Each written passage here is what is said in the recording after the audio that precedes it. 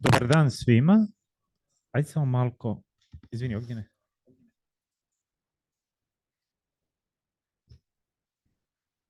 Dobar dan svima i dobrodošli na novu tribinu Instituta za noviju istoriju Srbije. Dear guests, welcome to the Institute for Recent History of Serbia. Our today guest is Pitera Slezkina. And the name of our today's lecture will be Free World, the Logic of U.S. Leadership. Also with us today is colleague Jovan Čavoški, who will present our guest. Dear colleagues, dear friends, it's a great pleasure being here today. We decided to speak in English in the introduction because we have some friends here from abroad, from both China and Russia. They don't understand Serbian very well, so we just found the lingua franca, which is common for everyone here to understand, and which is in accordance with the language which our friend here, Pitera Slezkina, would use to present his lecture. As you have seen from our announcement, Dr. Pitera Slezkina is a fellow of the Midlberi Institute of International Studies in Montereju. He completed his PhD studies at Columbia University, and his PhD thesis topic was in accordance with the topic of today's lecture. He has done extensive research on the history and the current United States foreign policy, history and current international relations. He was fellow at Yale, at Harvard. He has extensively published in different scientific and political journals, including the very prestigious Foreign Affairs Journal. He's also coming from a very prominent family, academic family. His father is Yuri Slezkin, a very famous Russian-American historian who was a professor at Berkeley for a very long time, head of the Russian and Eurasian Studies Department, written especially prominent historian in the history of the Russian Revolution. So another thing which I will also announce is that Peter is also at the head of the trialogue at his Institute of the United States, China, and Russia, a forum which gathers together experts and high-profiled government officials from the three countries in which they discuss different international issues which are current to today's very, let's say, complex international situation. And what is very interesting that this year, this trialogue will be held on another neutral territory between the three great powers, and that will be in Belgrade. So because we have already surpassed the time for our lecture to begin, I will just give a word to my friend Pitera Slezkina, and he can start with his lecture. Thank you very much. Thank you very much, Jovan. Thanks to the Institute for having me. Thank you to this wonderful crowd and packed room. And I understand that there are people looking at me through that strange device as well. I'm very glad that we managed to get this up. I have a bunch of pretty pictures and maps to show you. It's a little bit smaller than it was meant to be, but I will scroll and hopefully you will be able to follow along. So I have not published as many books as my father. I have in fact published none, but this one is almost complete, and I will present on this subject today. So the focus of the book is the origins and impact of the American concept of the free world, what it meant for the United States to claim leadership of something called the free world. But I decided for this presentation to take a slightly broader view of the subject and investigate America's imagined worlds, how American policymakers imagined the globe as divided into a number of metaphorical worlds. So I will start at the very beginning with Columbus and end in the present day with Biden. So it will be necessarily a bit schematic. And I hope we can delve further into any parts that interest you in the question and answers later. So off we go to the first set of worlds that mattered for Americans, and that is the New World and the Old World. The discovery of the New World was potentially one new world among many. It was immediately called Mundus Novus by Amerigo Vespucci, who gave his name to the continent. But not long afterwards, Magellan circumnavigated the globe, and the world split into two parts, the Old World and the New World. And in the New World, There quickly established a new France, a new Amsterdam, a new England. There was a sense that the world would be sort of reborn in this new continent, which of course had people on it already, but for the Europeans who arrived, it was more or less virgin territory. For those who would constitute the United States, the American nation, the New World was also meant to be a land of freedom, as opposed to an old world of tyranny. So these are the pilgrims, the Puritans who arrive, escaping religious tyranny in the old country to the New World, where they were going to build their new church and their new home. The same basic division was true of the American revolutionaries who launched their movement for independence in the name of opposing tyranny in the old world.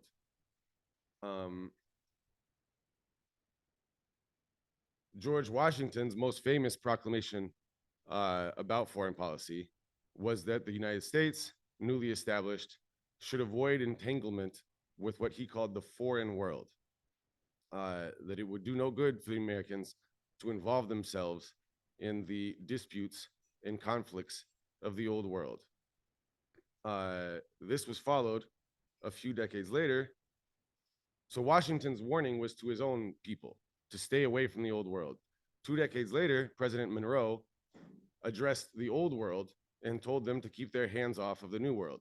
He also expanded his proposition to cover the entire hemisphere.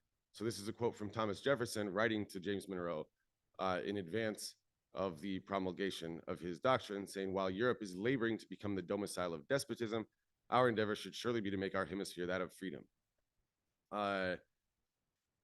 We could use the term that later becomes popular of peaceful coexistence to describe the logic, the American logic of these two free worlds, or of these two worlds. There's the free world and the tyrannical world, but they could coexist in one globe so long as they stayed far apart. The oceans were vast enough to keep tyranny at bay.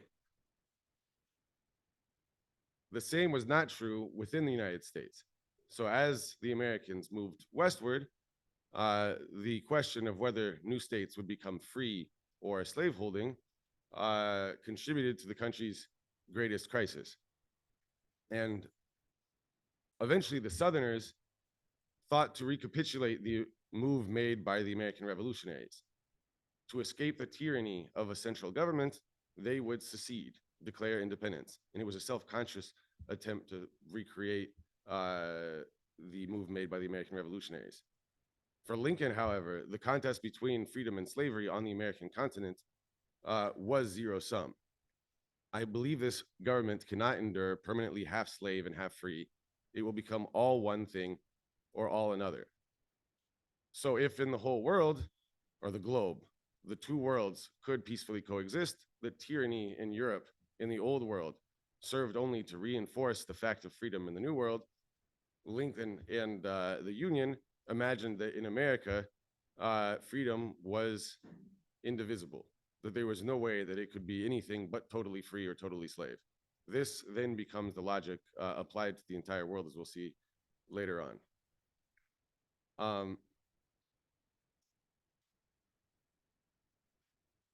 By the end, so the North wins the Civil War, and the United States extends its territory to the Pacific Ocean.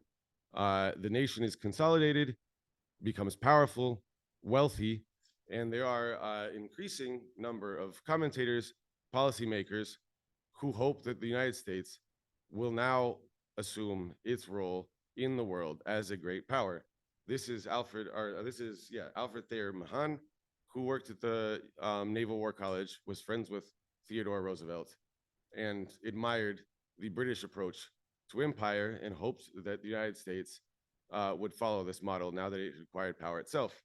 So he said in 1894 that it was time to cast aside the policy of isolation, which befitted the infancy of the nation, and take up the work of advancing civilization across the globe.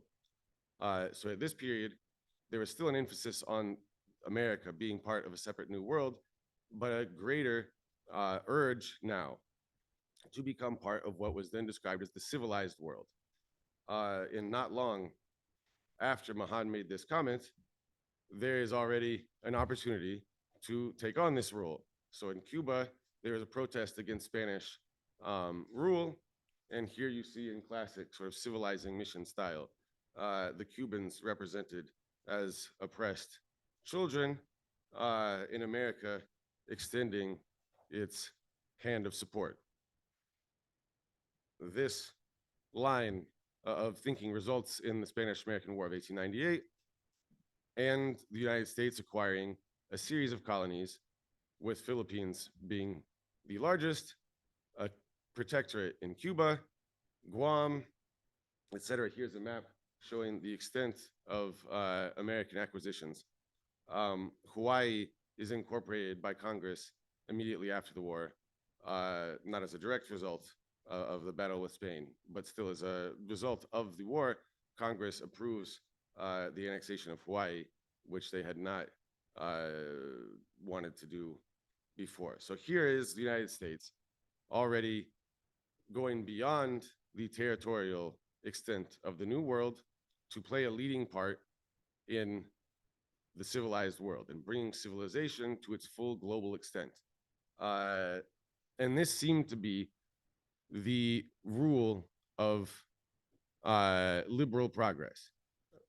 That technology and moral values were progressing in the same direction, that the world would be smaller, more interconnected, and civilization would, of course, eventually come to characterize the entire sphere.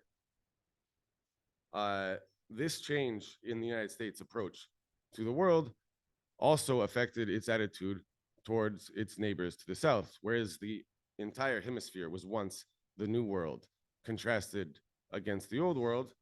Here Rudyard Kipling wrote his famous White Man's Burden, subtitled The United States and the Philippines Islands. So where Mahan is self-consciously trying to urge America to replicate the British model, imperialists in Britain were also interested in pulling the Americans into this project.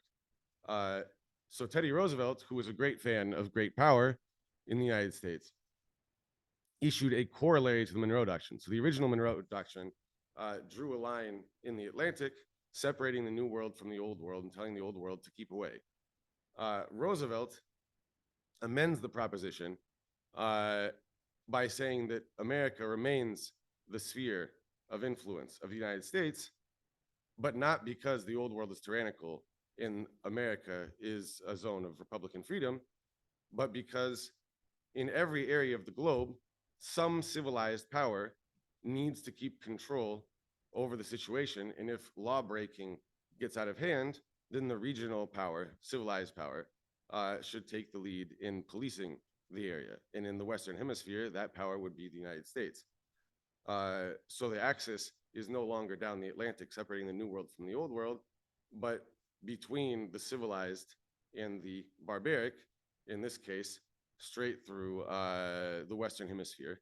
And this logic is made manifest, is made material by the construction of the Panama Canal, which began under Teddy Roosevelt. He orchestrated the secession of Panama from Colombia during this period and literally began to cut the continent in half in the name of the spread of goods through the civilized world. So in some sense, this is realizing the initial project of Columbus.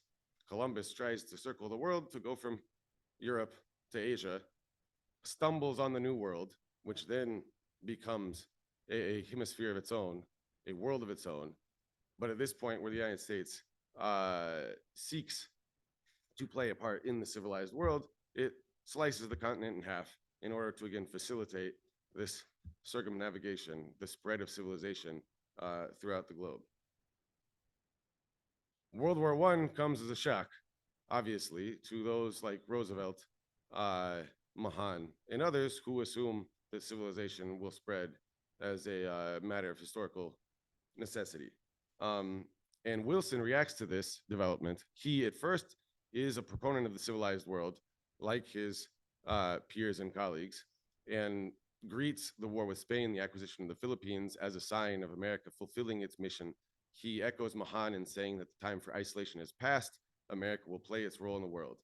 But in response to the outbreak of war in Europe, he returns to a model of New World versus Old World, and initially insists on maintaining strict neutrality, arguing that the war in Europe is a function of Old World tyranny, monarchical government, secret treaties, and everything that Washington warned the United States to keep away from. But the situation does not resolve itself. He calls for peace without victory, hopes to keep America out of the conflict, but the conflict drags on. He becomes involved, brings the United States into the war, and in doing so, he remaps the distinction between New World tyranny or New World freedom and Old World tyranny onto the two sides of the conflict. So it's a battle between autocracy and democracy, no longer mapped onto the New World and Old World, but mapped onto the two sides of the war. He, in some ways, takes Lincoln's logic, zero-sum logic that is applied within the American continent, and applies it to the whole world. The head of the Senate Committee on Foreign Relations explicitly says that what Lincoln said was true of the United States is now true of the whole world. And so Wilson brings the United States into the war in order to make the world itself at last free. So civilization would finally cover the entire globe. The whole world would be new. And the distinction between new and old, between free and slave, would thus be finally resolved through victory in the war to end wars, as it was called. Americans, unfortunately for Wilson, don't quite accept this proposition. Many of them are for the League of Nations, but different camps have different interests in how this organization should be structured. And there are enough powerful policymakers within the United States who want to maintain the Monroe Doctrine, American separation, in New World specificity, and in the end, do not sign on to the League of Nations project. So throughout the 1920s, American policymakers try to maintain a strange balance between a renewed emphasis on New World, Old World separation and an acceptance of the fact, as far as they were concerned, of global interdependence. So this is the inaugural address of Warren Harding. We seek no part in directing the destinies of the old world. At the same time, America is the highest agency of strengthening goodwill and promoting accord on both continents. 4 years later, inaugural address of Calvin Coolidge, the exact same thing. On one hand, the United States is physically separated from the old world. On the other hand, we are tied by inseparable bonds with all humanity.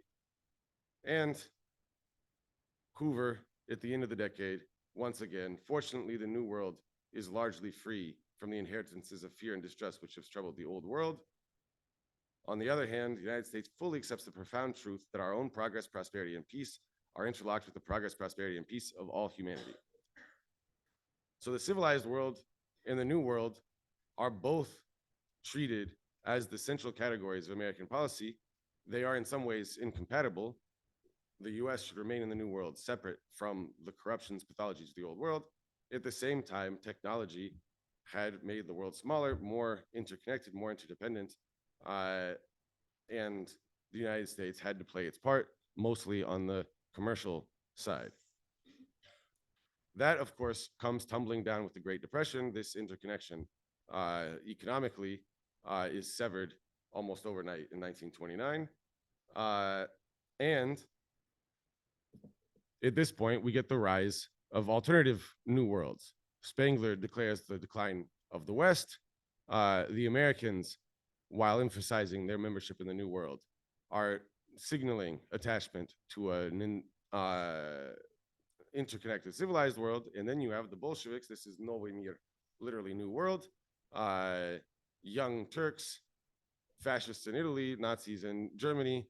The Japanese are claiming a Monroe Doctrine for Asia. So each is trying to establish its own new world, its own Monroe Doctrine in its area.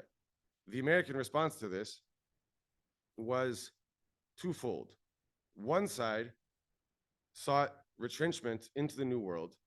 They would have to be enforced through legislation. because the oceans were no longer sufficient in and of themselves to maintain separation from the old world, neutrality had to be inscribed by Congress. So this is Senator Bone, who was instrumental in pushing this legislation through, saying it is not my fault that the world has become so small that an airplane leaves San Francisco as in a few hours is out at the Midway Islands. This is a condition which the march of science has established.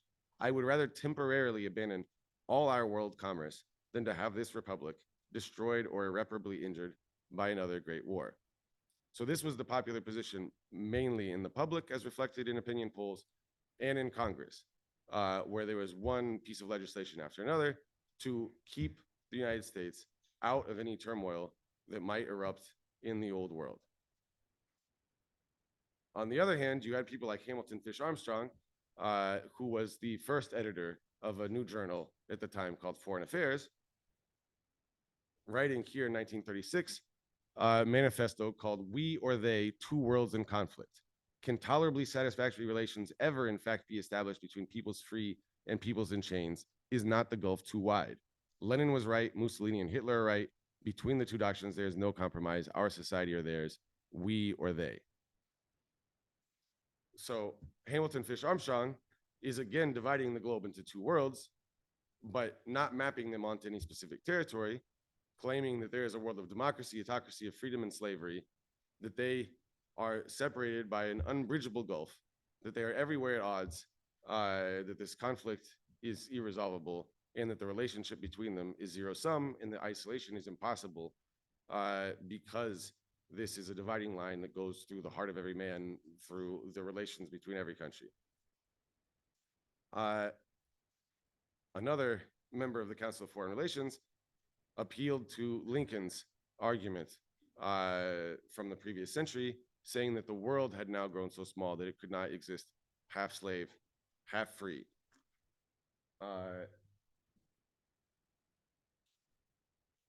And then Cordell Hull, the Secretary of State, is saying more or less the same thing. No more than a community or a nation can the world base its existence in part on law and part on lawlessness. That it would somehow have to be resolved, as Lincoln said, either in the direction of freedom, order, in democracy, or lawlessness, anarchy, aggression, and slavery. This is the argument taken mostly by the Roosevelt administration. So on one hand, you have a group of internationalists dividing the globe into two new worlds of dictatorship and democracy. On the other hand, you have the Roosevelt administration mostly insisting on the interdependence of the civilized world in order to counter the arguments of the isolationists, saying that it's impossible to remove ourselves, Americans, from any part of the world because the whole thing now is like a community or a nation. This is the analogy that they prefer, that whatever happens in one corner of the globe is not in fact far away, but has repercussions everywhere. As the administration will later say, 10 years later about Korea, what happens in Korea has effects in Kansas. The outbreak of war in 1939 underlines this fact for the Roosevelt administration. Here you see Roosevelt posing with the largest globe that existed at the time, a present from the British government, and also a hint that the world was round and the United States could not stay out of the fray. And a polar projection of the world, which became very popular during the wartime period, designed to show that the United States was in fact not very far away from the old world, because the standard map shows a giant Atlantic Ocean with the Western Hemisphere on one side, the Eastern on the other. This aimed to show that in fact, the black parts where violence was erupting was very close to North America. And here, Roosevelt is once again saying that the globe is interconnected, that there's no safety in separation, that the new world cannot in fact exist apart.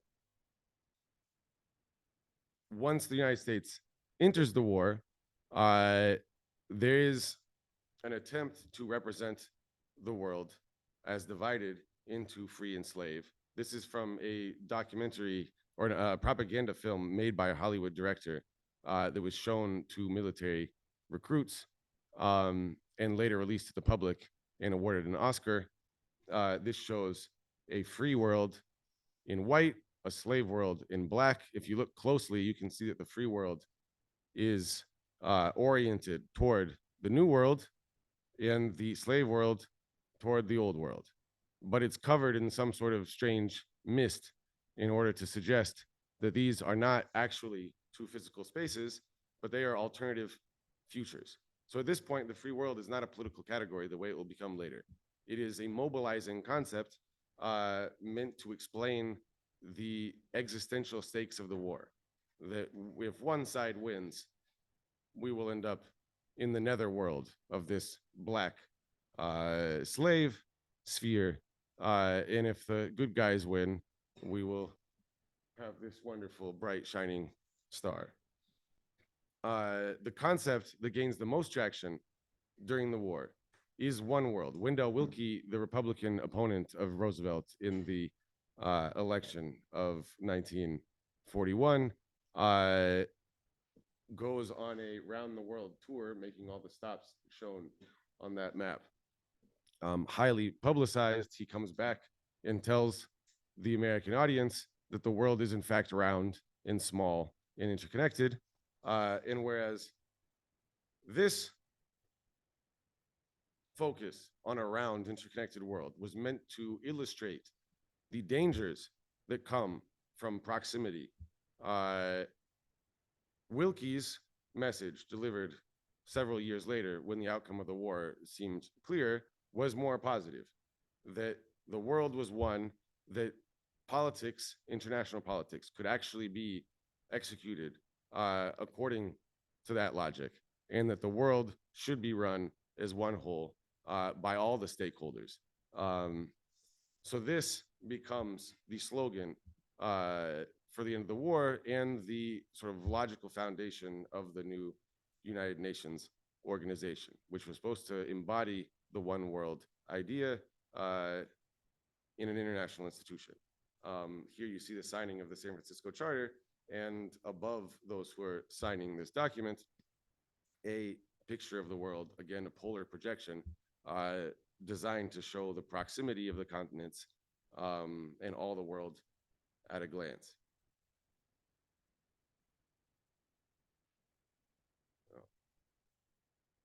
This is supposed to show the world being sliced in half.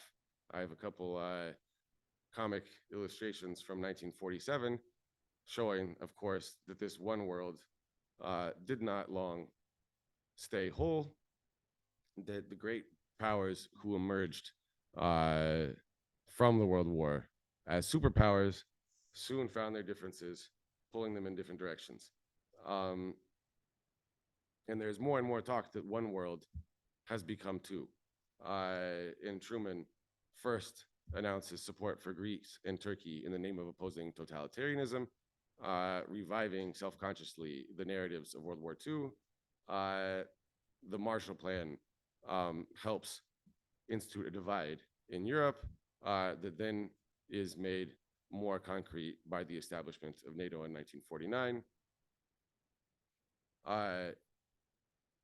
And then in 1950, the United States, in its main strategic document, announces the principle of free world leadership, that the world is now definitively divided into two quote unquote worlds, free world and slave world, and that the United States project is to build up the free world economically, politically, and militarily in order to oppose the designs of the leaders of the slave world who would like to dominate the entire world and turn it into that black sphere that we saw earlier. Truman, not long after the acceptance of that document, NSC 68, here is declaring that all our international policies taken together form a program designed to strengthen and unite the free world. At first, it seems like this might just be rhetoric, or that it might be a general term to describe policies that are mostly aimed at Europe. But the free world eventually takes on a life of its own, becomes self-consciously globalized, and is put to the test. The universal formulation put to the test when North Korea invades South Korea and the US decides to follow through on a policy of global containment. Dean Acheson, the Secretary of State, had publicly declared a defense perimeter that excluded Korea, but just before the northern invasion of the South, John Foster Dulles, another influential policymaker and later Secretary of State of Dwight Eisenhower, was in Korea, telling the Koreans that you are members of the free world, and that this is not an empty concept, but one that has true meaning. And as soon as Truman is forced to make a decision on the Korean War, it turns out that the free world is indivisible as far as he is concerned, that it is going to be defended along its entire perimeter. So the free world now is inscribed in American strategy. The American military establishment has committed to defending it along its entire frontiers. And in 1951, the United States takes all of the various aid programs that had been separate, ad hoc, and temporary, and brings them into one institutional, under one institutional umbrella, the Mutual Security Program. So this was designed, as Truman said, with the idea that the communist threat was total, global, and indefinite. So this was a program that was meant to last as long as necessary and to cover the entire globe, and explicitly designed to defend the free world. So at first, when this is passed by Congress, most of the aid was a continuation of Marshall aid directed to Europe. But when it was already formulated in this way, put under one institutional umbrella, aid to each part of the world had to be justified in terms of the whole free world. And the effect is that eventually aid balances out between Europe and Asia and is then redirected also to Africa and elsewhere, and is considered and justified as part of a global package. This legislation also called for any recipient of military aid to pledge to defend the free world. So this again shows that the Americans took this seriously and had real consequences for the rest of the world. First, in where the aid is distributed, that it is designed in global terms, and as the free world against the communist world. But also in the fact that this declaration of loyalty in the name of the free world is required by the Mutual Security Act. This caused problems in Indonesia, where the government did sign this pledge, and the outcry by the public forced the entire cabinet to resign. And in Iran, Mossadegh did not sign this, and not long after, the CIA made sure that somebody else more amenable was in power. The final step in then cohering the free world was the incorporation of the free world's former enemies.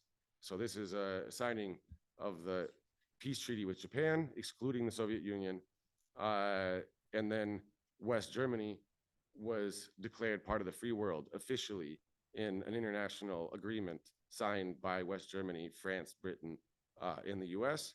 They write in the agreement in Article 3 that West Germany is part of the free world, that the American mission, or the mission of the three powers, is to protect Berlin and West Germany as an integral part of the free world. And Konrad Adenauer runs for re-election on the basis of this achievement. This in German is knüpfte die Fäden zur freien Welt. He tied the strings to the free world. So I showed earlier the World War II vision of a free world and slave world were two alternative globes, two different possible futures. This is what the free world, with a definite article and as a political category, actually looked like. This is from the cover of the Mutual Security Program report. So on one hand, there are, once again, a contrast between the black slave world and the white free world. But the free world is also empty. It derives its meaning from its opposite. It derives its meaning and its territorial extent from that against which it defines itself. The Soviet Union, the communist bloc, may be bad, but it has substance. The free world does not.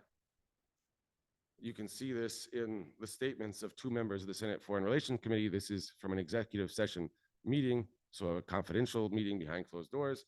I call everything outside of the Iron Curtain a free nation. Free means free from the domination of Moscow, the way I use the word, said William Fulbright.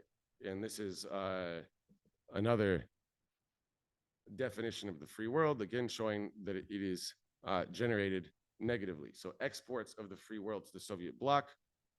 Footnote, Soviet bloc includes the following countries.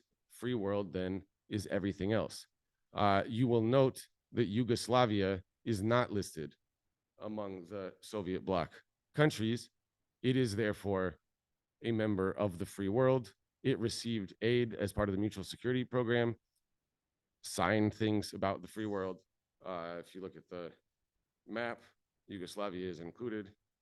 So you will be happy or embarrassed to learn that you have a long, happy history as members of the free world.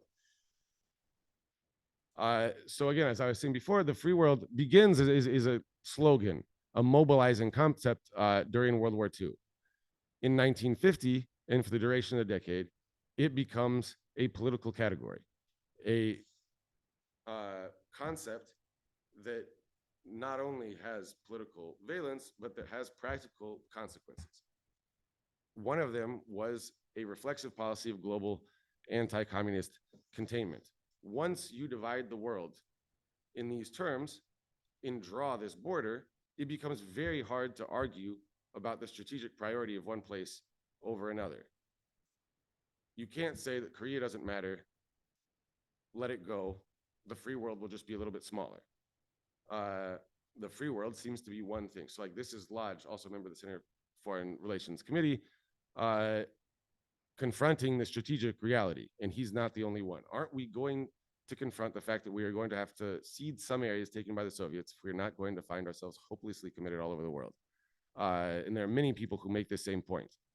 But again and again, when the United States is put to the test, they defend every jungle, every island against communist incursion, because the way that they've framed the problem, the free world is everything except for the communist world. So any advance anywhere is a defeat for the free world. In the free world, as they claim, is totally interconnected. So this is an example of the United States now in Vietnam after Korea, again defending every inch of the free world. A second consequence of embracing free world leadership is an inability to devise a positive ideology beyond non-communism. There are constant efforts by the American administrations to come up with some rallying cry, something that would describe the common values of that entire non-communist area. One factor in the weakness, but they keep confronting the fact that the communists have a message that is clear, even if it is wrong as far as they're concerned, whereas the Americans don't know what they're supposed to say. This is from 1948. The clarity of their ideas and the vagueness of ours. 1951, the Joint Chiefs of Staff still searching for an inspiring or animating principle for the free world. And on and on and on, there's many different efforts in different strategic documents and congressional statements searching for some sort of message that could unite the free world. Radio Free Europe, Free Liberty, Congress for Cultural Freedom, which mobilized intellectuals in Europe and was funded by the CIA, US Information Agency, Voice of America, all attempt to do this. Lots of money is poured into this, lots of effort into creating some message. None of it works because so long as the free world is the underlying logic, it is ultimately defined negatively. There is nothing beyond non-communism. Here you have somebody on the ground in Indonesia saying the problem with the negative definition of free world philosophy is that we have nothing concrete to say. A result of this problem is that the United States comes to depend on the enduring appearance of a communist threat, not just a communist threat, but an existential communist threat. Because the free world only coheres as the opposite of the communist world, the United States then becomes leader of the free world, declares itself leader of the free world, makes that the center of its foreign policy, and then depends on the communist threat to maintain the free world that they now sit on top of. So this makes them very nervous about any Soviet peace overtures. So this is the first peace movement in 1949, 50, 51, with the Stockholm appeal to ban nuclear weapons as its central point. By such wiles, tricks, right? The USSR may yet lull the free world into a false sense of security with adverse effect upon its military posture and political cohesion.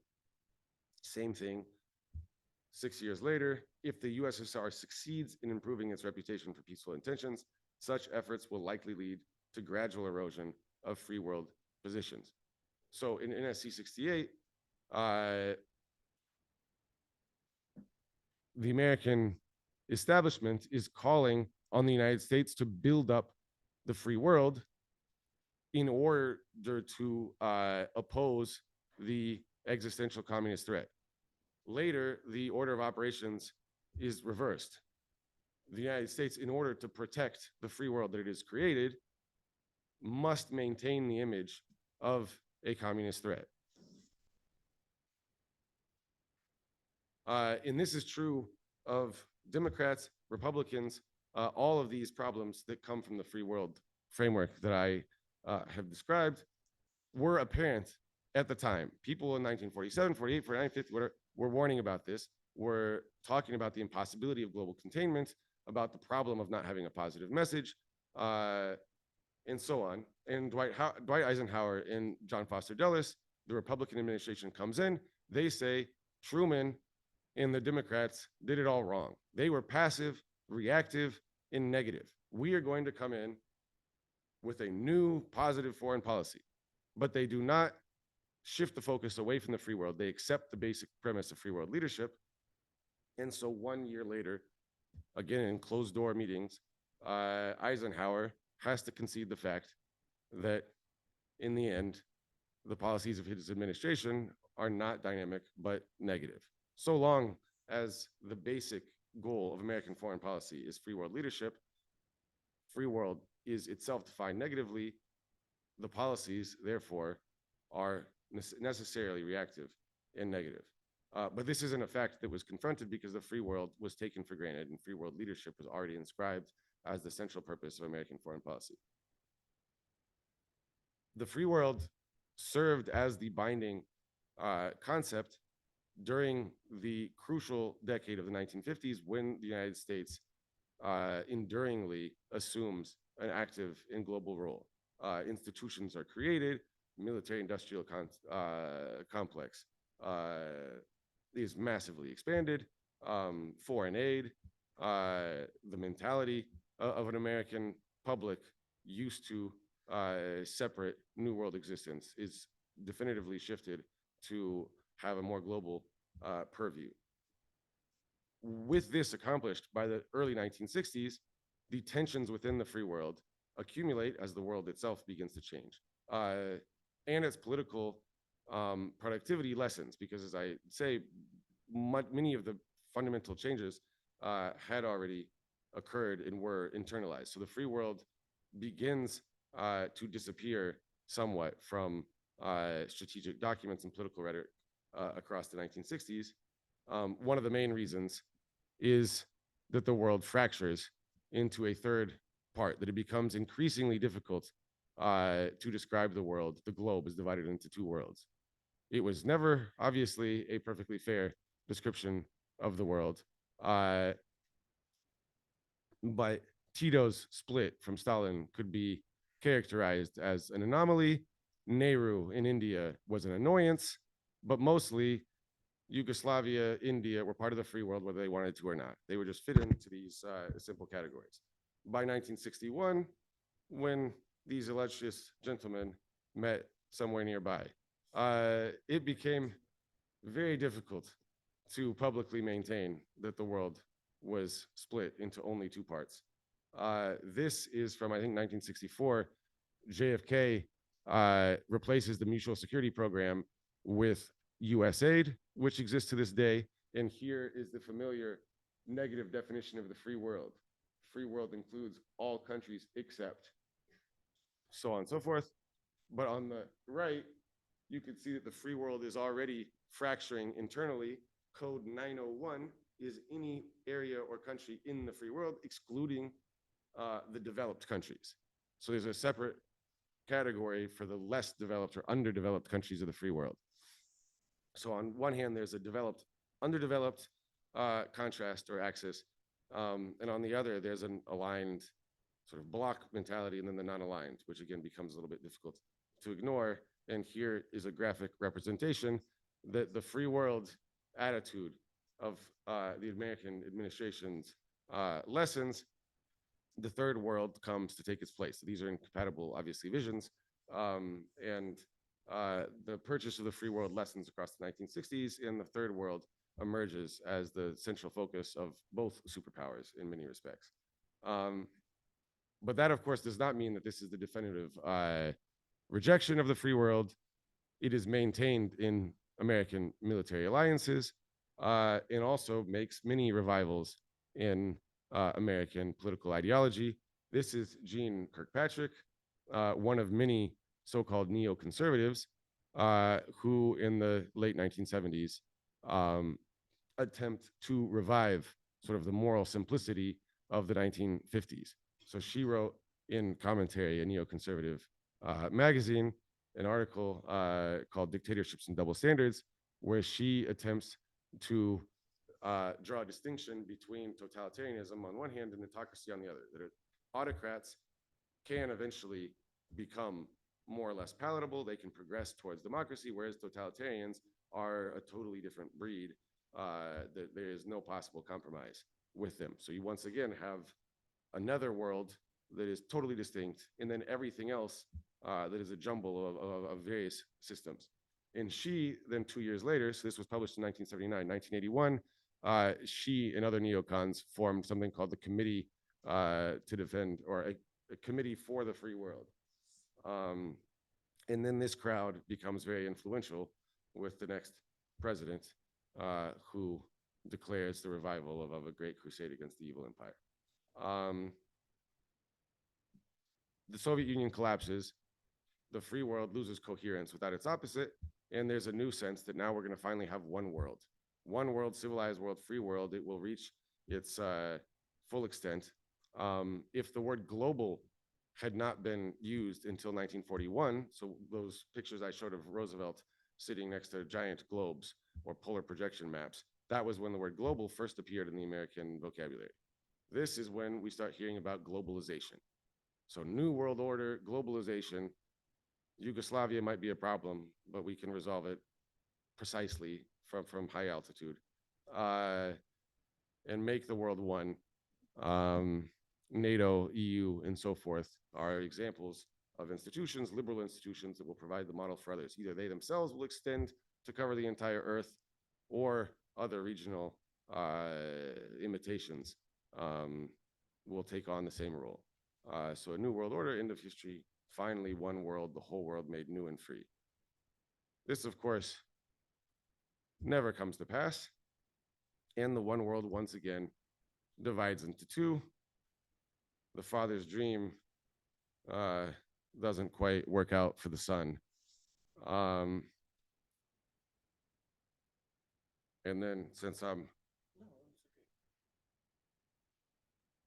so here we have George W. Bush used the word free world more than any president since Kennedy. So this was a self-conscious effort, again, by the same neocons who had tried to bring back the 1950s free world foreign policy in the 1980s, are doing it again in 2004,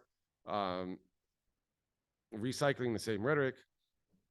It doesn't quite work because the negative free world concept, in this case, doesn't have a very coherent opposite number. Terrorism is too diffuse. These countries don't quite cohere. Nobody quite understands what it is that the free world is fighting. Many countries in the West don't accept membership in this endeavor. And political opposition in the US also spends most of Bush's 2 terms opposing this. So this is in some ways a failed attempt to revive the free world. Obama then comes in trying to create something called the international community, a new version of globalization, not very convincingly sold, nothing quite coheres. Trump then comes in with America First, a callback to the 1930s, certainly not isolationism in terms of New World separation, but a questioning of the United States as leader of some larger liberal coalition with interests all over the world, and the sort of axiom that emerges in 1950 or even earlier in World War II, that everything that happens everywhere is something that the United States, in charge of a large coalition, must address, that it is the arbiter of international order. Trump's appearance provokes a even stronger return to the free world. There were myriad headlines at the time worried about who the leader of the free world might be. If it clearly isn't this guy, is it Macron? Is it, I don't know, the number of candidates were numerous, none of them quite fit the bill. So Biden comes in, establishing free world leadership as his principal point of contrast with his predecessor. The Summit for Democracy was explicitly billed as a way to reunify the free world. We just now had the 3rd one. Again, it doesn't quite work because it's not clear what is outside of it. What are the selection criteria? Who gets invited to the Summit of Democracy and who doesn't? Especially the first time around. There was a large list of autocrats that could shift.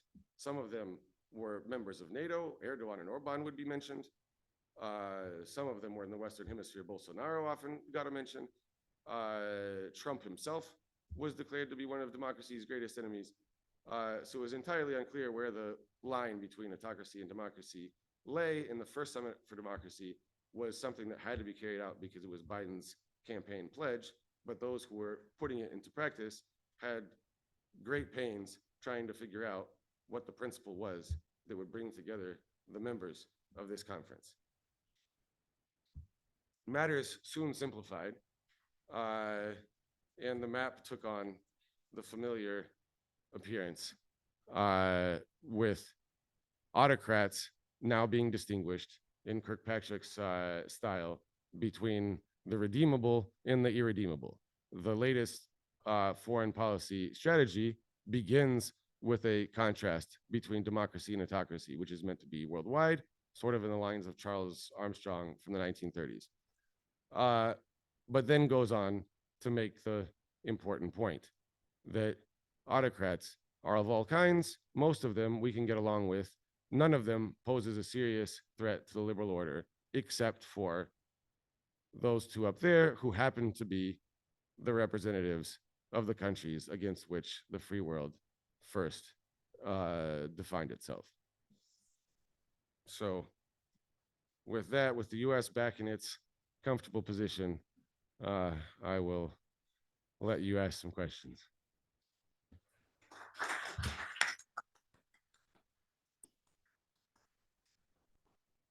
Thanks a lot to our guest for this really great overview of history of American attitudes toward a foreign world. Thanks for the attention to all the people who are watching us via YouTube. See you at our next lecture. Огнена, можешь